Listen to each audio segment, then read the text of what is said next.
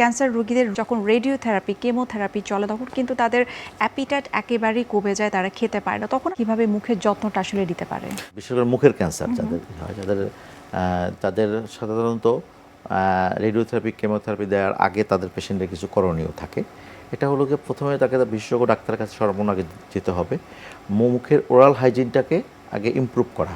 কারোর যদি oral hygiene ঠিক না থাকে, হ্যাঁ, যদি ঠিক মুখের ভিতরে এটা পোর থাকে, ওরাল হাইজিন এটাকে ডেভেলপ করা। মুখের ভিতর প্রচুর অনেকের পাথর থাকে, অনেক জিঞ্জিভাইটিস থাকে, এগুলোকে পাথর ক্লিন করা। হ্যাঁ, কারো লুজ টিথ থাকতে পারে। হ্যাঁ, লুজ টিথ থাকতে এই দাঁতগুলো এটা খুব বেশি তাদের জন্য বেশি মানে প্রবলেম হয়ে যায়। তো এগুলো আগে থেকে ট্রিটমেন্ট করে নেওয়া। হ্যাঁ, কারণ রেডিওথেরাপি শুরু পরে মানে এই যদি কারো মুখে যদি এখন আগে থেকে জিঞ্জিভাইটিস থাকে, পেরিওডন্টাইটিস থাকে, লুজ টিথ থাকে, এটা খুব সাফার করে।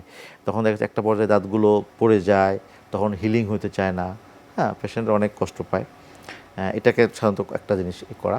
আরেকটা মুখের যত্ন, যেমন রেডিওথেরাপি দেওয়ার পরে বা কেমোথেরাপি দেওয়ার পরে কমন কিছু প্রবলেম পেশেন্টের ডেভেলপ করে। এটা একটা তো হলে যদি কোনো পেশেন্ট সার্জারি করা হয়, হ্যাঁ, সার্জারি করার পরে নর্মাল মুখের যে গঠন থাকে সেটা তো ঠিক থাকে না, অনেক সময় রিকনস্ট্রাকশন করতে হয়। তখন মানে লেশনটাকে এক্সারসাইজ করার পরে সাধারণত মাউথ ওপেনিং অনেক সময় রেস্ট্রিক্টেড থাকে। হ্যাঁ, অনেক সময় টাং ক্যান্সারদের মুখের জিহ্বার ক্যান্সার তাদের জন্য অনেক সময় জিহ্বার অর্ধেক কেটে ফেলতে হয়। হ্যাঁ, তো তখন তো জিহ্বার যে স্বাভাবিক মুভমেন্ট ঠিক থাকে না। তো এইসব ক্ষেত্রে যেমন কমন কিছু প্রবলেম হয়, যেমন একটা মিউসাইটিস, একদম মিউকোজার প্রদাহ, মিউকোজার মুখের ভিতরে যে মাড়িগুলা এটার প্রদাহ থাকবে, জেরোস্টিমিয়া ডেভেলপ করে। হ্যাঁ, জেরোস্টিমিয়া ডেভেলপ করার আগে যেমন স্লাইভি গ্ল্যান্ডে যে আমাদের মুখের যে লালা গ্রন্থি, সেই লালা গ্রন্থি ঠিকমতো কাজ করে না।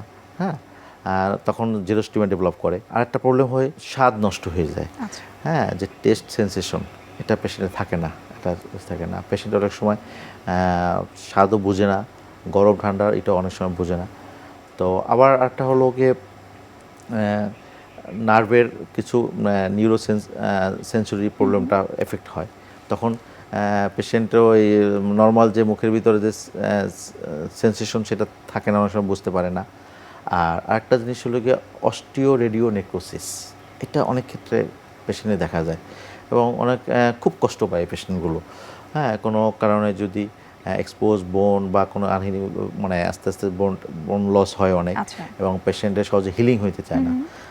আর কোনো কারণে যদি পেশেন্টের যে মুখে যে ইনফেকশন দেখা যায়, এই পেশেন্টগুলো সহজে হিলিং হতে চায় না। আচ্ছা, তো আপনি বলছিলেন যে ক্যান্সার আক্রান্ত রোগীদের যখন বোন ম্যারো পর্যন্ত বা বোন পর্যন্ত এফেক্টেড হয় তখন তাদের অনেক বেশি কষ্ট হয়, সেক্ষেত্রেও নিশ্চয়ই স্পেশালি তাদের ট্রিটমেন্ট দেওয়া হয়।